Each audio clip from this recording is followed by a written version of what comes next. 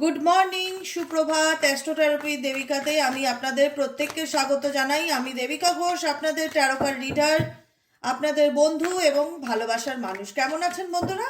ভালো আছেন? ভালো থাকবেন। বছরের শেষ দিন, কালকে আমরা নতুন বছরে পা দিতে চলেছি, তাই না?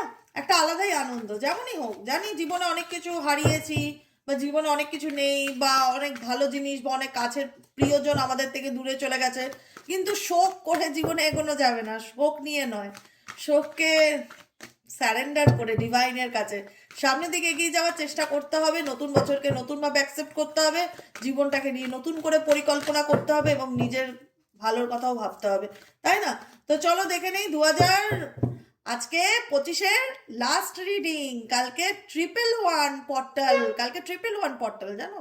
কালকে পর্টালটা খুব পজিটিভ একটা পোর্টাল। কালকে ফার্স্ট মাসে, মানে মাসের প্রথম দিন, তারপরে হচ্ছে 1 জানুয়ারি 2026, সেটাও যোগ করলে এক আসে। 111 পর্টাল, কালকে 111 পর্টালের এনার্জি থাকবে, যেটা ইন্ডিকেট করে নিউ বিগিনিং, নিউ জার্নিকে। অতএব কালকের জন্য আমরা প্রত্যেকে বি প্রিপেয়ার থাকবো, পজিটিভ থাকবো, ম্যানিফেস্টেশন করব।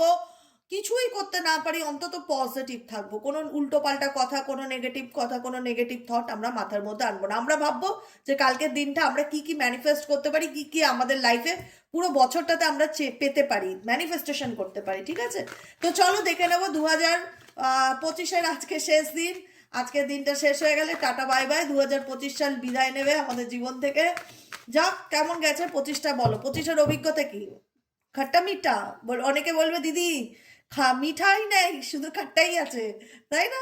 তো কি, ঠিক আছে, কোনো প্রবলেম নেই। যা আছে জীবনে, ডেস্টিনিতে যা আছে সেটা নিয়ে এগোতে হবে। মনে করবে যা হবে ভালো হবে, যা হবে ভালো হবে, যা হচ্ছে ভালোর জন্য হচ্ছে। চলো দেখে নি এই মুহূর্তে তুমি যাকে নিয়ে ভাবছো, সে তোমাকে নিয়ে কি চিন্তা ভাবনা করছে, তার মন মস্তিষ্কে অ্যাট প্রেজেন্ট রাইট নাও কি চলছে। 31শে ডিসেম্বরের কারেন্ট এনার্জিতে তুমি যাকে নিয়ে ভাবছো, 31শে ডিসেম্বরের কারেন্ট এনার্জিতে তুমি যাকে নিয়ে ভাবছো, সে তোমাকে নিয়ে কি চিন্তা ভাবনা করছে, তার মন মস্তিষ্কে কি চলছে।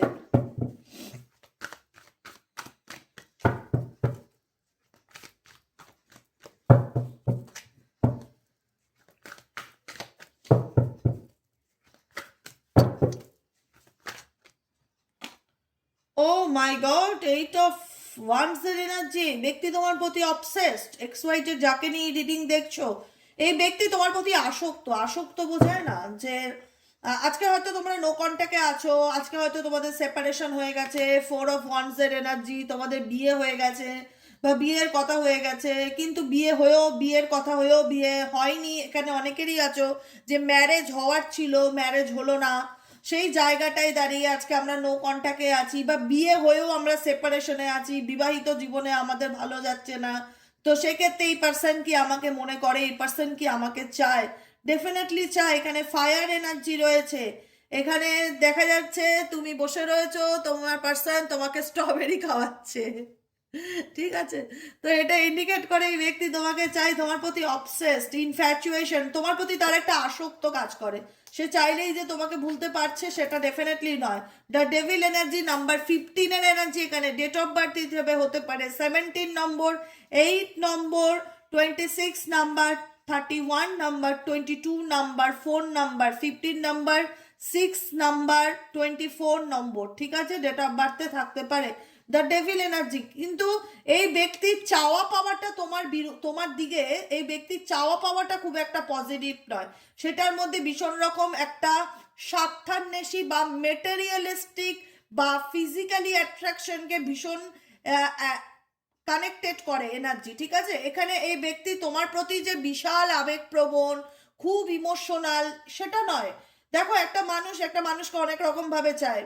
এখানে তোমার পার্সনকে যদি তুমি ইমোশনালি চাও, তো তুমি দেখতে পারবে সে তোমার প্রতি ফিজিক্যালি অ্যাট্রাক্টেড বেশি ইমোশনালির থেকে, বা মেটেরিয়ালিস্টিক কথাবার্তা বেশি বলে, বা মেটেরিয়ালিস্টিক ভীষণ বেশি, ডাউন টু আর্থ, অনেক বেশি প্র্যাকটিক্যাল, ভীষণ লজিক্যাল।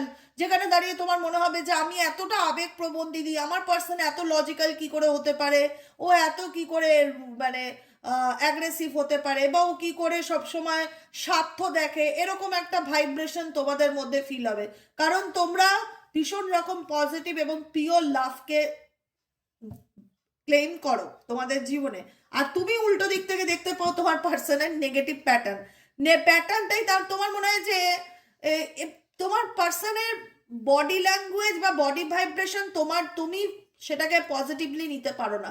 তোমার সেখানে একটা জিজ্ঞাসা চিহ্ন থাকে যে এটার মধ্যে প্রবলেম আছে। তুমি দোষ দেখতে পাও, ডেফিনেটলি দোষ তোমার চোখে পড়ে, আমি এটুকুনি বলবো, দেখতে পাও না দোষ তোমার চোখে পড়ে, কারণ তোমরা যে রকমের মানুষ, তোমরা যে ধরনের মানুষ, তোমার উল্টো দিকের মানুষ সম্পূর্ণই আলাদা। তোমার মনে হয় ও তো আমাকে চায়, কিন্তু ওর চাওয়ার ধরনটা আলাদা, ওর কথা বলার ধরনটা আলাদা, ওর কথার সাথে আমার মনের মিল হয় না, মতের মিল হয় না। বিয়ে তো হয়েছে, কিন্তু ভীষণ রকম এই সিচুয়েশনে ও, আমি যে কথাগুলো বলি আমার কথার সাথে ওর কথার মধ্যে মিল হয় না, ওর কথাগুলো অন্য ধরনের। এরকম হতে পারে তোমাদের মধ্যে একটা সিচুয়েশন, ঠিক আছে? The devil energy, materialistic love relationship এখানে অনেকের ক্ষেত্রে থাকতে পারে। ও মাই গড, কিং অফ ওয়ান্স, তোমার পার্সন তোমার প্রতি ডেফিনেটলি প্যাশনেট, কিন্তু ওই যে বলে না যে তিনি নিজেকে জঙ্গলের শের কিংবা শেরনি মনে করে, সে ছেলেই হোক আর মেয়েই হোক, ঠিক আছে? এখানে দেখতে পাচ্ছ ছবিগুলো পরিষ্কার, দেখো, দেখা যাচ্ছে? ওকে, এখানে তুমি যাকে নিয়ে দেখতে পাচ্ছ তার ইগো তার কোনো অংশে কম না, তার ইগোর কারণেই আজকে তোমাদের সম্পর্কর মধ্যে ভালোবাসা থাকলেও, লাভ থাকলেও সম্পর্কটা শুধুমাত্র নষ্ট হচ্ছে তার জেদ, তার ইগোর কারণে। তার মনে হয় যে আমি তো রাজা বা আমি তো রানী, আমি কেন ওর কাছে মাথা নত করব, বা আমি তো আমার জায়গার থেকে ঠিক আছি।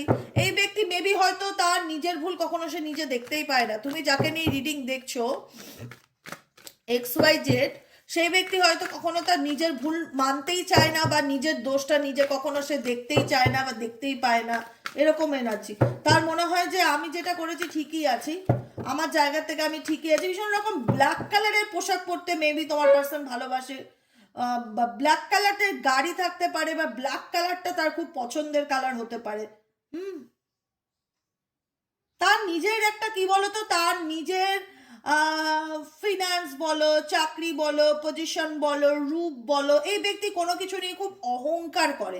এই ব্যক্তির মধ্যে আমি একটা অহংকারের একটা ভাইব্রেশন ফিল করতে পারছি। ভীষণ রকম অহংকারী হতে পারে, রূপ নিয়ে অহংকার হতে পারে, টাকা পয়সা নিয়ে অহংকার হতে পারে, যে কোনো কিছু, ফ্যামিলি ব্যাকগ্রাউন্ড নিয়ে অহংকার হতে পারে, চাকরি নিয়ে অহংকার হতে পারে। এবার এই ব্যক্তি দেখতে সুন্দর, সেই জন্য তার কাছে একটা আলাদা ইগো যে আমি এত দেখতে সুন্দর, বা তুমি আমার কাছে কিছু না, এক্সেট্রা এক্সেট্রা, ভীষণ কম্প্যারিজন করে। এবং এই ব্যক্তি ভীষণ রকম কনফিডেন্ট যে তুমি তাকে ছাড়া চলতেই পারবে না, বা তোমার তাকে ছাড়া কোনো গতিই নেই। তোমার ব্যাপারে এই ব্যক্তি না খুব মানে A to Z খুব আত্মবিশ্বাসী। আমি জানি না XYZ যাকে নিয়ে রিডিং দেখছো, সেই ব্যক্তি তোমার উপরে খুব আত্মবিশ্বাসী, খুব কনফিডেন্টলি কথা বলে। মনে হয় কি তুমি তাকে গিয়ে বলে এসছো, খুব আত্মবিশ্বাসের সাথে বলে তোমার তো আমাকে ছাড়া কোনো গতি নেই, তুমি তো আমার জন্য মরছো, বা তুমি তো আমাকে চাও, তোমার তো আমাকে ছাড়া চলবেই না। এরকম কনফিডেন্ট এনার্জি তোমার পার্সনের ফিল করতে পারছি তোমার প্রতি।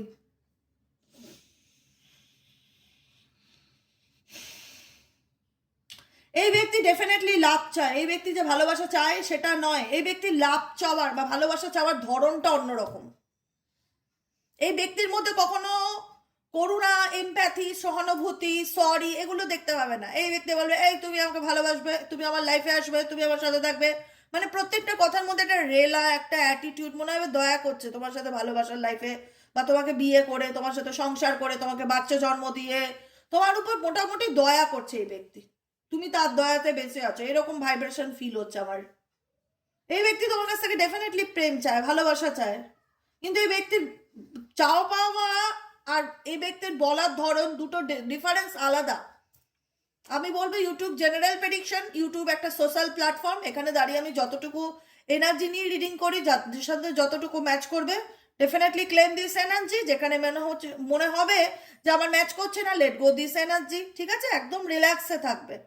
ইউটিউব বারবার বলি একটা জেনারেল প্রেডিকশন, এটা কারোর পার্সোনাল রিডিং নয়, অতএব পার্সোনালি নেবে না। কারণ আমি যাকে নিয়ে রিডিং করছি তোমার পার্সনকে, আমার মনে হয় ইনি অহংকারে নিজের নিজের মাথা কখনো নোয়াতে পছন্দ করে না, বা মাথা নত করতে পছন্দ করে না, বা সরি বলতে পছন্দ করে না।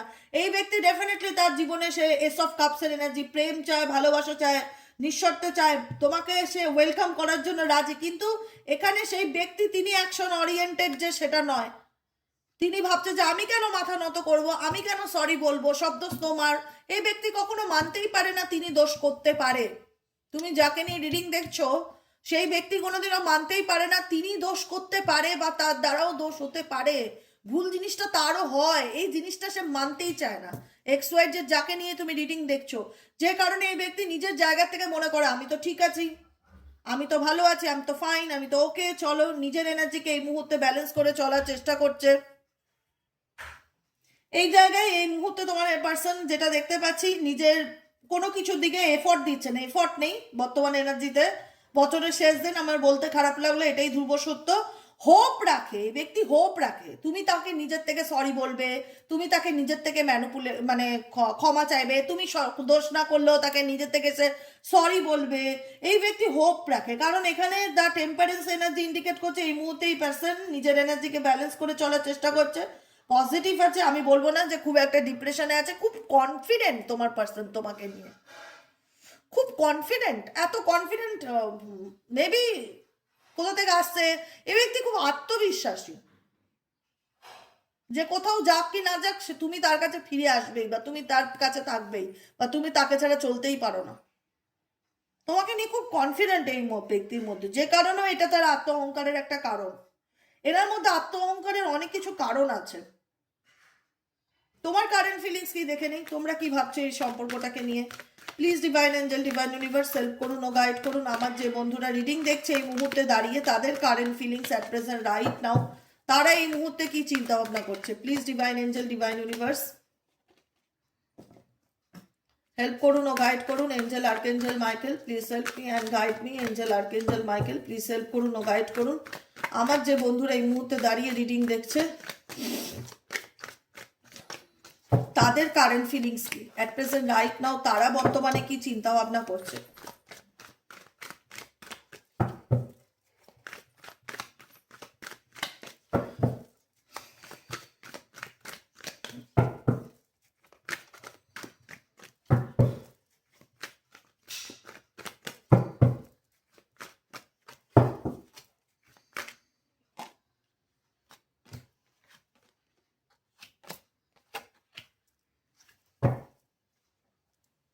নাইট অফ পেন্টাকলস, তোমরা তোমরা এখানে প্রচুর মানুষ আছো যারা আই ডোন্ট কেয়ার এনার্জিতে চলে এসছো,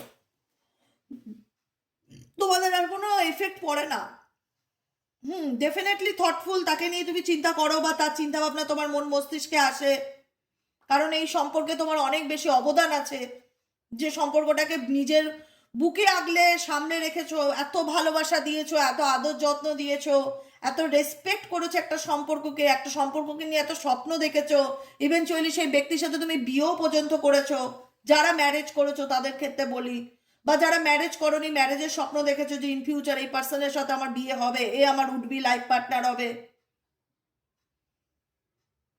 তুমি জানো তোমার পার্সন কেমন অ্যাকচুয়ালি। আমি রিডিংয়ে তো ডেফিনেটলি শোনালাম ঠিকই, কিন্তু তোমরা বলবে যে দিদি তুমি যেটা শোনাচ্ছ আমরা তো সেটা আরো কাছ থেকে জানি। ডেফিনেটলি আমার কাজ হচ্ছে এনার্জি চেক করা, তোমরা তো জানবেই, তোমরা তো আরো কাছ থেকে দেখছো। তোমরা অনেক আত্মবিশ্বাসী এই ব্যক্তিকে নিয়ে, তোমরা নেগেটিভ নয়, খুব একটা হতাশা কান্নাকাটি করছো সেটা নয়, কিন্তু তবুও একটা মন চায় যে আমি জাস্টিস কবে পাবো, আমার সাথে ন্যায় কবে হবে, আমি এই মানুষটার জন্য এত স্যাক্রিফাইস করেছি, এত কম্প্রোমাইজ করেছি, জীবনে খুব খারাপ পরিস্থিতি কাটিয়েছি, আমার লাভ লাইফ কবে ইমপ্রুভ হবে, বা সেই ব্যক্তি আমার কাছে কবে আসবে। এখানে কেউ কিন্তু কাউকে খুব একটা directly face to face conversation করছো সেটা নয়।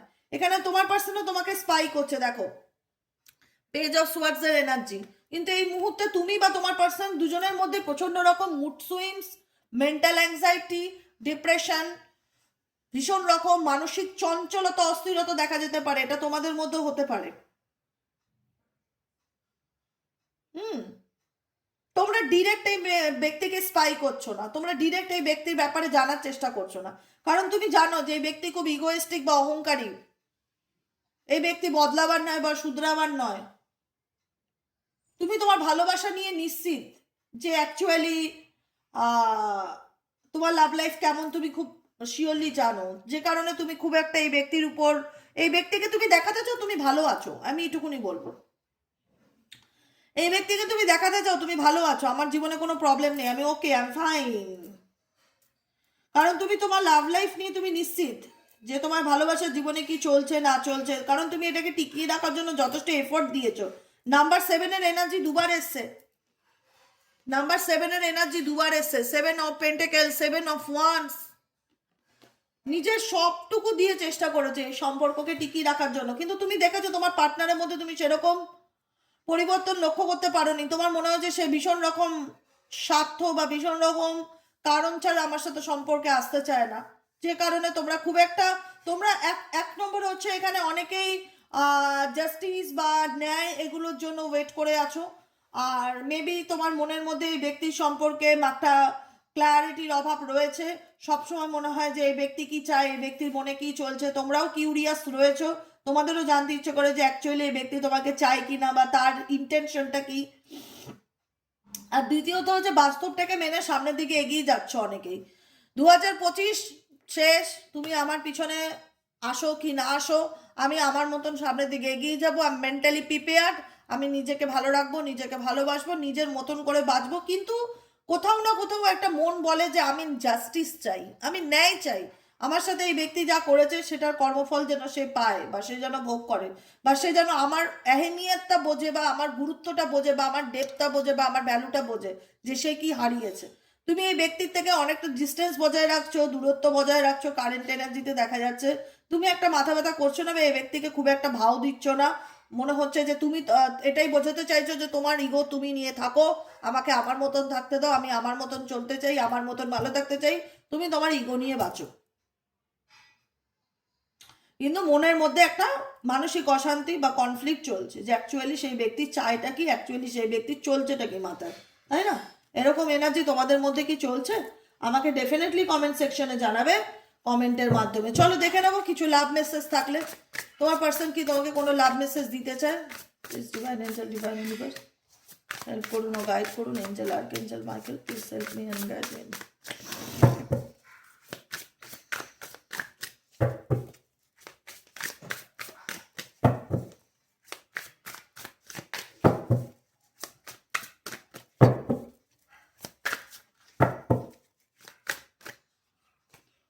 ওফো, লোন উলফ।